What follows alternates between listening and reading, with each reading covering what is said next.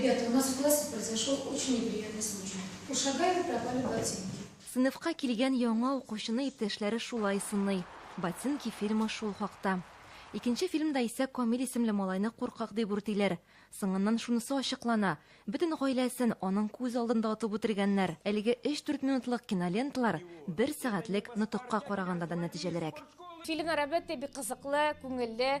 Алар балаларны алышыктыра торган түгел, анда нидер талантлыкка өйрәтә торган моментлар да бар. Шулай ук балаларны көлдерә торган, елмайта торган шундый моментлар да бар инде.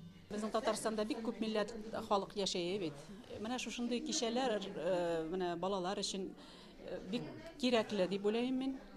Алар күрәләр, ничегрәк бер-берсе белән алар аралашырга тиешләр, түземлелек булырга тиеш бит инде. Шушында әз булса да тырышабыз шушы балаларга шундый тәртипкә өйрәтергә инде. Толерантлык дәресләре 3нче ел рәттән уза. Чарага бары тик 7нче сыйныф укучыларын чакыралар. Оештыручылар сүзләренчә, толерантлык орлыкларын утыртырга бу иң отышлы яшь аралыгы. Укучылар өчен бу төрле милләт вәкилләре белән танышу мөмкинлеге дә. Кыска метражлы фильмнардан соң алар концерт карады.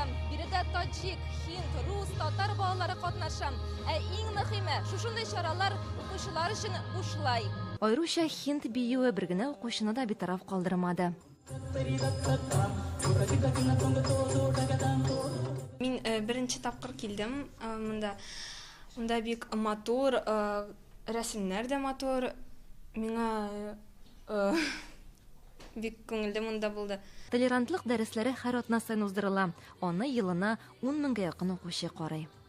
Лейсин Вафин, Александр Мальцев, Яңа Гасыр каналы.